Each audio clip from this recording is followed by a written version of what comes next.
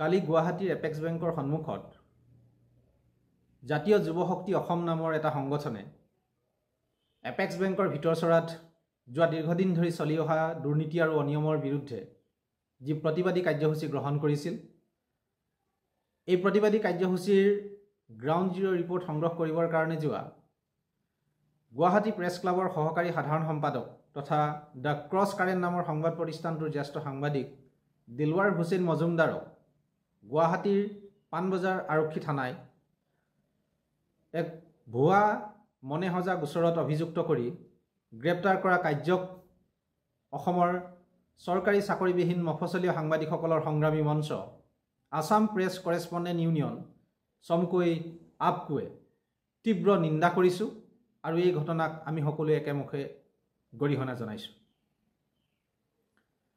কথা হ'ল, আমি দেখিবলৈ পাইছোঁ যোৱা কিছুদিনৰ পৰা এপেক্স বেংকৰ যি দুৰ্নীতি আৰু অনিয়মৰ বিৰুদ্ধে সাংঘাতিক ধৰণে সংবাদ মাধ্যমত চৰ্চিত হৈ আহিছে, প্ৰচাৰ হৈ আহিছে। এই দুৰ্নীতি আৰু অনিয়মৰ লগত বৰ্তমানৰ শাসনাধীষ্ঠ চৰকাৰখনৰ এগৰাকী বিধায়ক তথা গোলাঘাট জিলা সৰুপথাৰ সমষ্টিৰ জনপ্ৰতিনিধি বিশ্বজিৎ ফুকনৰ নাম জড়িত হৈ আছে। কালি হয়তো জাতীয় যুৱ শক্তি অসম নামৰ সেই সংগঠনটোৱে বেংকটোৰ ভিতৰচৰাৰ যি দুৰ্নীতি চলি আছে, যি অনিয়ম সংঘটিত হৈ আহিছে, ইয়াৰ এক উচিত বিচাৰ পাবৰ কাৰণে, উচিত তদন্ত হ'বৰ কাৰণে তেখেতসকলে প্ৰতিবাদী কাৰ্যসূচী গ্ৰহণ কৰিছিল আৰু তালৈ সাংবাদিকৰ স্বধৰ্ম পালন কৰি দিলৱাৰ হুছেইন মজুমদাৰ গৈছিল আৰু দুই পক্ষৰে মতামত ল'ব খুজিছিল। আৰু পৰৱৰ্তী সময়ত আমি দেখিলোঁ বেংক কৰ্তৃপক্ষই তেখেতক অতি নাটকীয়ভাৱে বেংকৰ ভিতৰলৈ মতাই নি পৰৱৰ্তী সময়ত আৰক্ষীৰ হাতত চমজাই দিলে।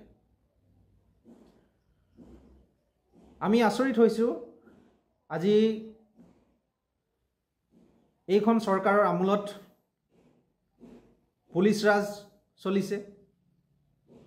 আৰক্ষীয়ে মন গ'লে সাধাৰণ জনতাৰ ওপৰত, সাংবাদিকৰ ওপৰত মনে সজা গোচৰ তৰি হাৰশাস্তি কৰিছে, কাৰোবাক জেললৈ পঠাইছে। গণতন্ত্ৰৰ পৰিপন্থী স্বৰূপ মানৱ অধিকাৰ উলংঘনকাৰী এনেধৰণৰ কাৰ্যৰ পৰা আমি আৰক্ষীক আঁতৰি থাকিবৰ কাৰণে আহ্বান জনাইছোঁ। আমি অসমৰ মাননীয় মুখ্যমন্ত্ৰী ডক্টৰ হিমন্ত বিশ্ব শৰ্মা ডাঙৰীয়াকো এই কথা ক'ব খুজিছোঁ যে সাংবাদিক দিলৱাৰ হুছেইনে সাংবাদিকৰ স্বধৰ্ম পালন কৰিবলৈ গৈ তেখেত আৰক্ষীৰ মনে সজা গোচৰত তেখেত গ্ৰেপ্তাৰ হ'বলগীয়া হৈছে।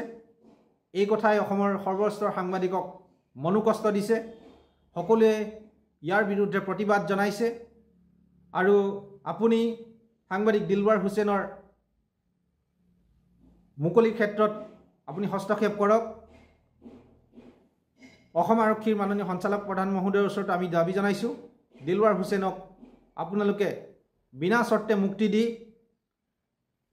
সাংবাদিকৰ যি স্বাধীনতা, সেই স্বাধীনতা পালনত আপোনালোকে সহযোগ কৰক। অন্যথা পৰৱৰ্তী সময়ত অসমৰ সকলো স্তৰৰ সাংবাদিকে আৰক্ষী প্ৰশাসন তথা চৰকাৰৰ বিৰুদ্ধে প্ৰবল জনমত গঢ়ি তুলিবলৈ বাধ্য হ'ব।